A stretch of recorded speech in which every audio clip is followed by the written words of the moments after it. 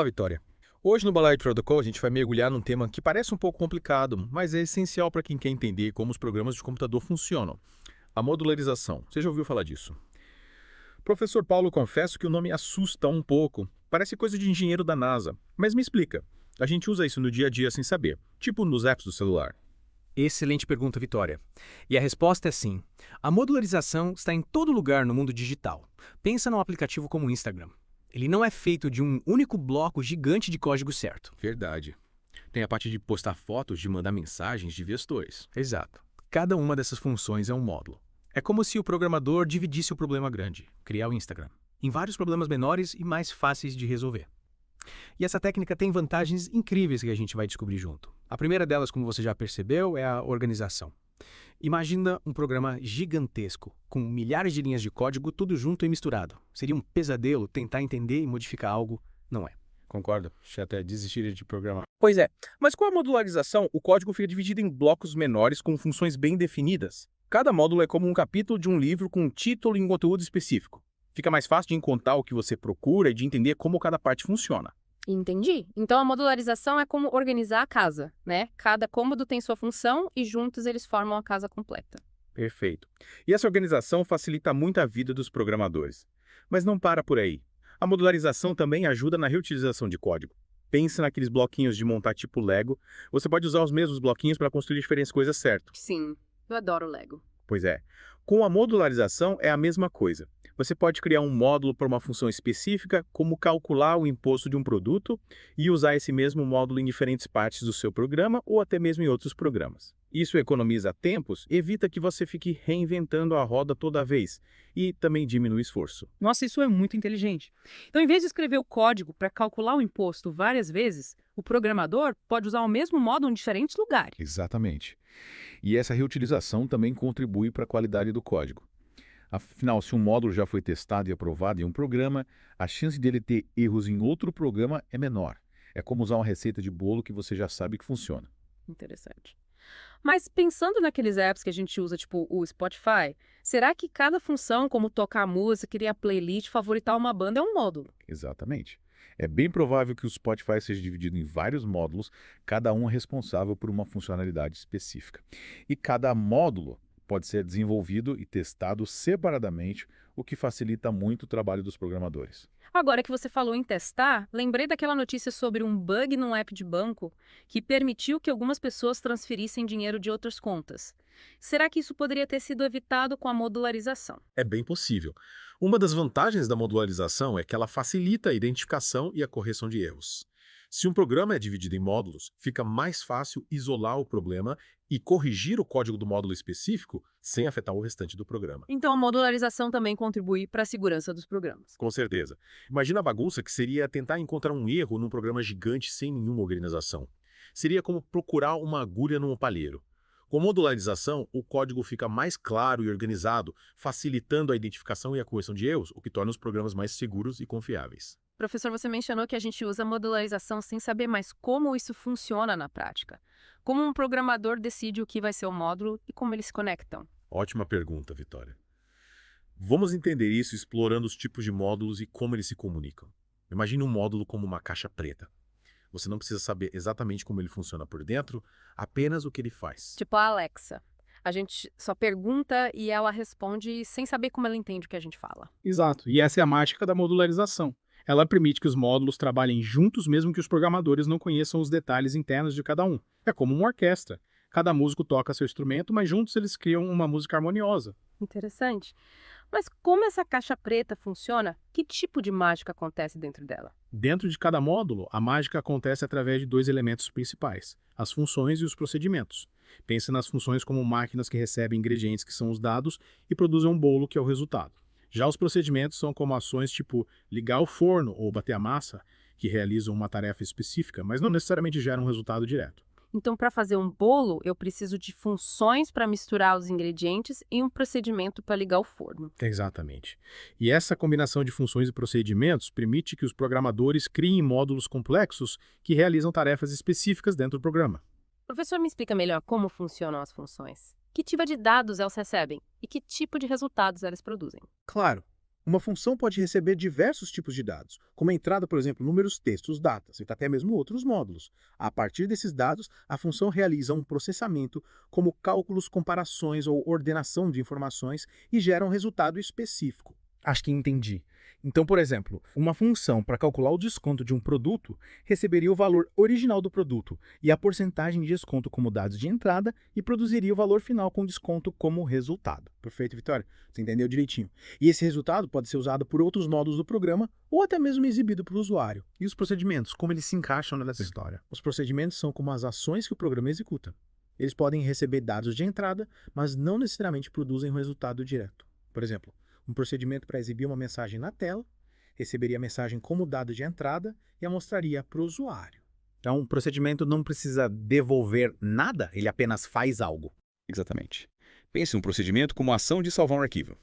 Ele recebe o arquivo como dado de entrada e o armazena no seu computador, mas não produz um resultado numérico ou textual. Ele simplesmente executa a ação de salvar. Entendi. Então as funções são como fábricas, que recebem algo, processam e devolvem o resultado, e os procedimentos são como ações que o programa executa. Perfeito, Vitória. Você está craque em modularização. E para entendermos melhor como esses módulos se comunicam, precisamos falar sobre variáveis. Variáveis? Me lembro de ter visto isso em matemática. Mas como elas funcionam dentro de um programa? Em um programa, as variáveis funcionam como caixas que armazenam informações. Cada caixa tem um nome e um tipo específico de informação que ela pode guardar. Por exemplo, imagine uma caixa chamada idade, que guarda apenas números inteiros. Então eu não posso colocar meu nome na caixa de idade porque meu nome é um texto e não um número. Exatamente. Cada variável tem um tipo de dado específico que ela pode armazenar. Se tentarmos colocar com um tipo de dado errado, o programa pode gerar um erro. Entendi. E como essas variáveis se relacionam com os módulos, funções e procedimentos? As variáveis são essenciais para a comunicação entre os módulos. Imagine que um módulo precisa enviar uma informação para outro módulo. Essa informação é armazenada em uma variável e, em seguida, o outro módulo pode acessar essa variável e utilizar a informação. Professor, me dá um exemplo prático disso. Claro. Imagine um módulo que calcula o preço final de um produto com desconto. Esse módulo precisa receber o valor original do produto e a porcentagem de desconto. Essas informações podem ser armazenadas em duas variáveis, por exemplo, o valor original e porcentagem de desconto. Então, outro módulo responsável por exibir a nota fiscal pode acessar essas variáveis para mostrar o valor original, o desconto e o preço final para o cliente. Exatamente. As variáveis permitem que os módulos conversem entre si, trocando informações de forma organizada e eficiente. Professor, estou começando a entender como a modularização funciona na prática. Mas ainda tenho uma dúvida. Como os programadores garantem que as variáveis estão sendo usadas corretamente? Tipo que ninguém está colocando um texto numa variável que deveria guardar um número. Essa é uma ótima pergunta, Vitória. E para responder a ela, precisamos falar sobre dois tipos de variáveis: as variáveis locais e as variáveis globais. Variáveis locais e globais. Me explica a diferença. As variáveis locais são como ingredientes secretos de uma receita. Elas só podem ser usadas dentro de um módulo específico, como se estivessem guardadas dentro de uma caixa fechada. Entendi. Então, se um módulo usa uma variável local chamada desconto, outro módulo não consegue enxergar essa variável certo. Exatamente. As variáveis locais são como segredos que só o módulo que as criou pode acessar. Isso ajuda a evitar erros, porque garante que cada módulo está trabalhando com suas próprias informações sem interferir nos outros módulos. E as variáveis globais são como ingredientes que todos os módulos podem usar. Perfeito. As variáveis globais são como utensílios de cozinha, como panelas, colheres e pratos. Todos os módulos do programa podem enxergar e utilizar essas variáveis. Então, se o módulo precisa usar a variável nome do cliente, essa variável deve ser global para que todos os módulos possam acessá-la. Exatamente. As variáveis globais são úteis quando uma informação precisa ser compartilhada entre vários módulos do programa. Professor, agora entendi a diferença. Mas usar variáveis globais não pode ser perigoso. Tipo, se um módulo modificar o valor de uma variável global, pode acabar bagunçando tudo nos outros módulos. Você tem razão, Vitória. É preciso ter cuidado ao usar variáveis globais. Se um módulo modifica o valor de uma variável global sem avisar os outros módulos, pode gerar erros e comportamentos inesperados no programa. É como se alguém trocasse o açúcar por sal na receita sem avisar ninguém. Que confusão! Então é melhor usar variáveis locais sempre que possível para evitar que os módulos interfiram uns nos outros. Sim, essa é uma boa prática de programação. Usar variáveis locais ajuda a manter o código mais organizado e seguro, porque limita o acesso às variáveis e evita que um módulo modifique informações que outro módulo precisa usar. Mas como vimos, variáveis globais também são importantes quando precisamos compartilhar informações entre vários módulos. Professor, já aprendi tanta coisa sobre modularização hoje. Agora consigo entender melhor como os programas de computador são estruturados e como essa técnica facilita a vida dos programadores. E essa é só a ponta do iceberg, Vitória.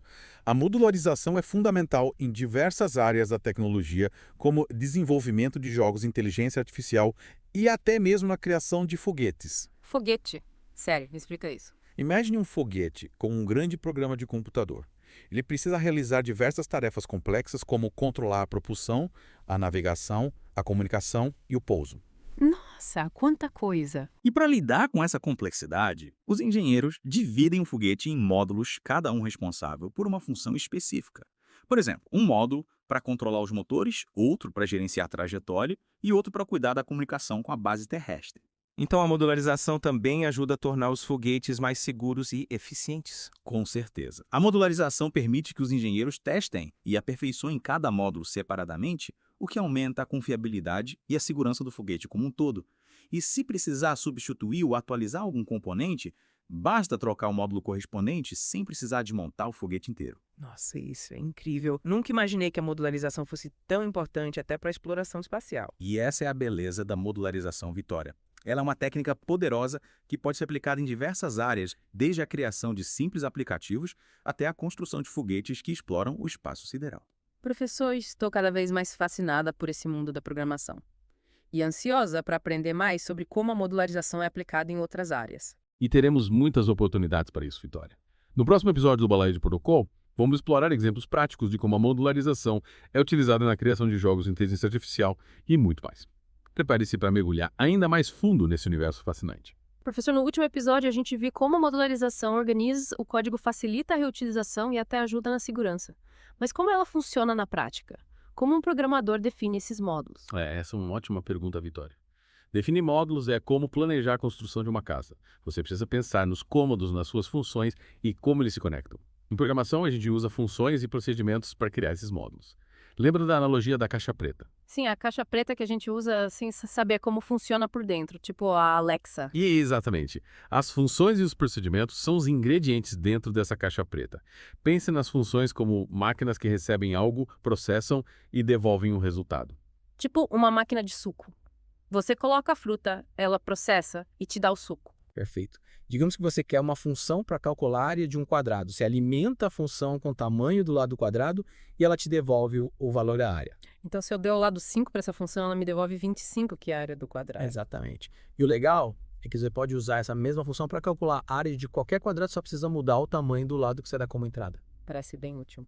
E os procedimentos, eles também são máquinas? Os procedimentos são mais como ações. Quais? Eles fazem algo, mas não necessariamente devolvem um resultado, por exemplo. O procedimento para exibir uma mensagem na tela como bem-vindo ao jogo. Legal. Ele executa a ação de mostrar a mensagem, mas não te dá um número ou um texto como resposta. Então, a função é como uma máquina que produz algo e o procedimento é como uma ação que o programa executa.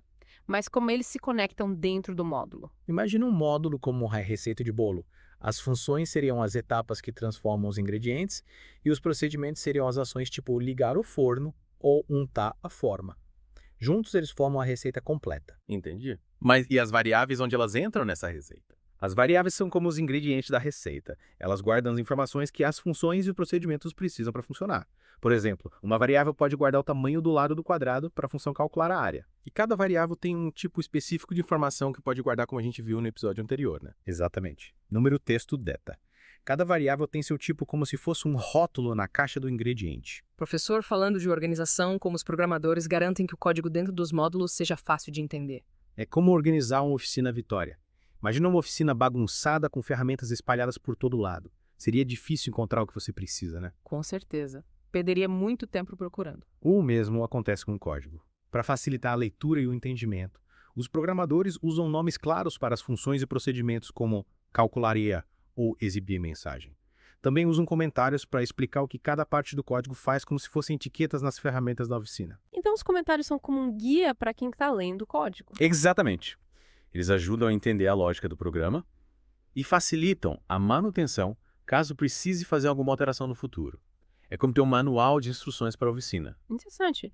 E como os programadores escolhem quais funções e procedimentos usar em cada módulo? Essa escolha depende do objetivo do módulo. Por exemplo, um módulo para gerenciar um carrinho de compras online teria funções para adicionar produtos, calcular o frete, aplicar cupons de desconto e procedimentos para finalizar a compra e gerar nota fiscal. Nossa, quanta coisa. Parece bem complexo. E é por isso que a modularização é tão importante. Ela permite dividir um problema grande em partes menores, tornando o desenvolvimento mais organizado e fácil de gerenciar. Professor, você consegue me dar um exemplo real de como a modularização é usada em algum programa que a gente usa no dia a dia? Claro. Pense nos jogos de videogame Vitória.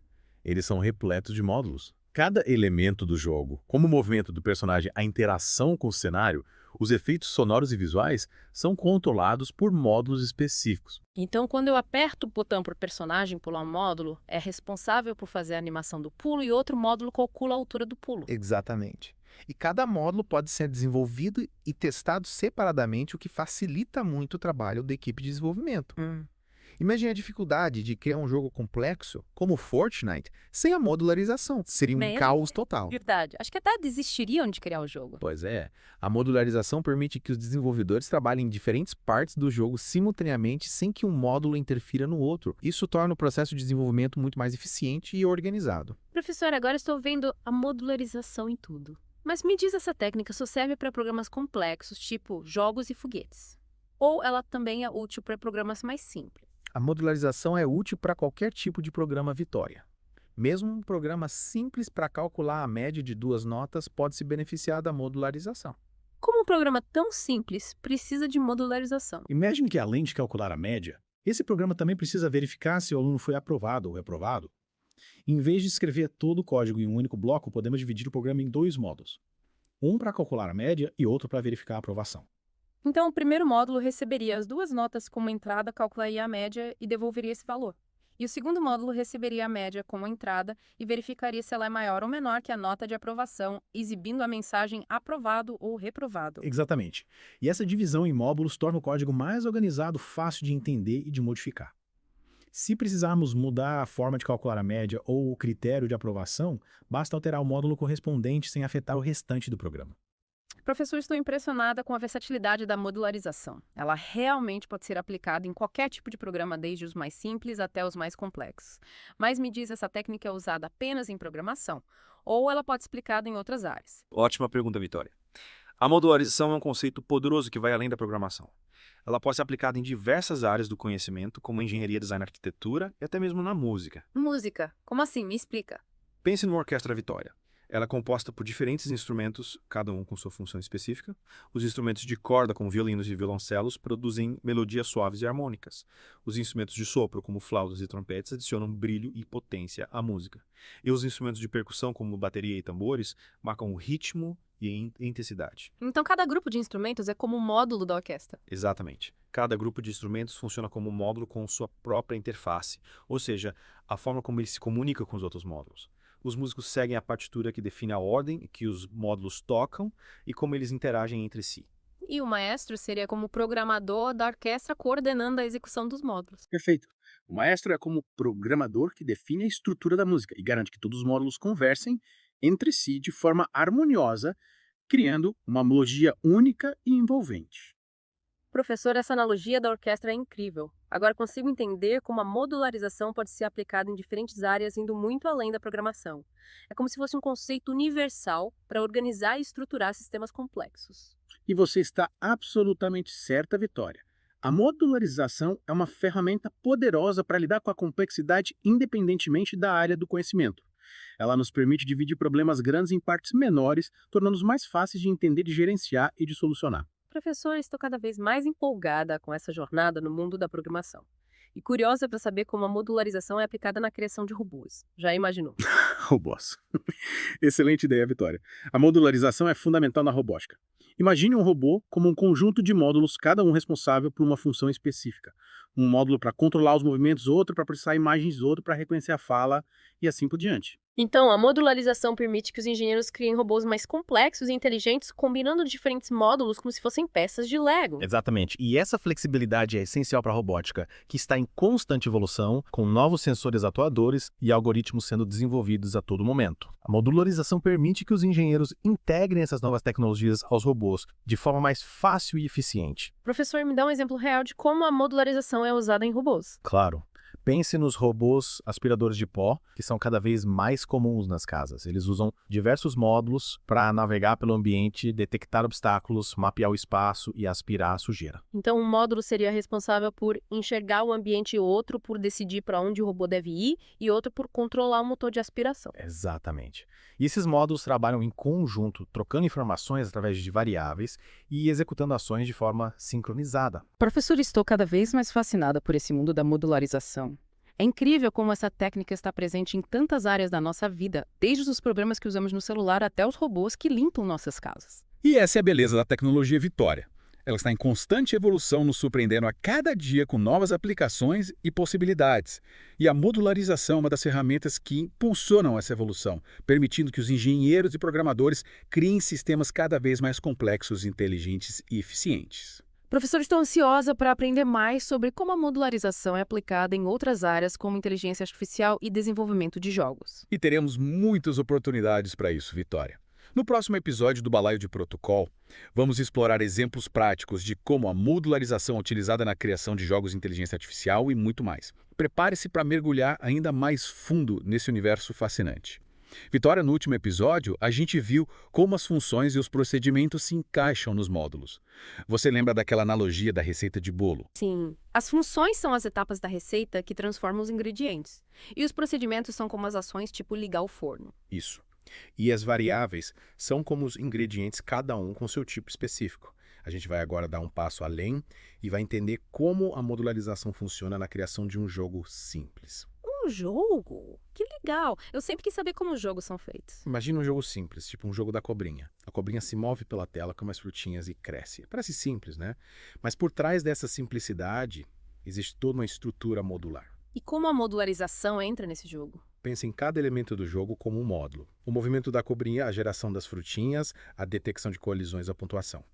Cada um desses elementos pode ser um módulo com as suas próprias funções e procedimentos. Então teria um módulo para controlar o movimento da cobrinha, outro para criar as frutinhas aleatoriamente na tela e outro para verificar se a cobrinha bateu nas paredes ou nela mesma. Exatamente. E cada módulo conversa com os outros através de variáveis. Por exemplo, o módulo de movimento precisa saber a posição da cobrinha na tela. Essa posição pode ser armazenada em variáveis como posição X e posição. E o módulo de colisão usaria essas mesmas variáveis para verificar se a cobrinha bateu em alguma coisa. Perfeito, está pegando o jeito. A modularização permite que os diferentes elementos do jogo interajam de uma forma organizada e eficiente. Professor, essa ideia de dividir o jogo em módulos parece que facilita muito o desenvolvimento. Mas e na hora de juntar tudo, como os programadores garantem que os módulos vão funcionar juntos? Essa é a etapa crucial do desenvolvimento chamada integração.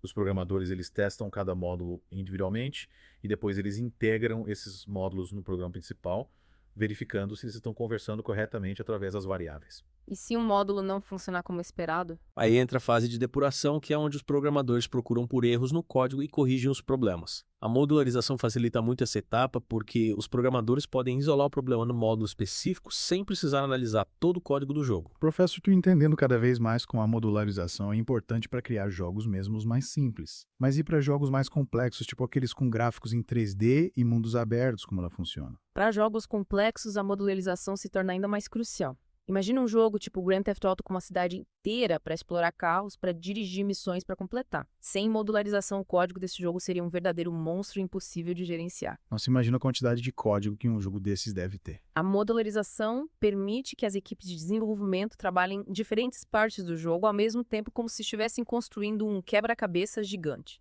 Cada equipe cuida de um conjunto de módulos e no final todas as peças se encaixam para formar o jogo completo. E cada módulo pode ser dividido em outros módulos menores, né? Tipo, o módulo de carros pode ter submódulos para controlar a física, o som do motor, a animação das rodas. Exatamente.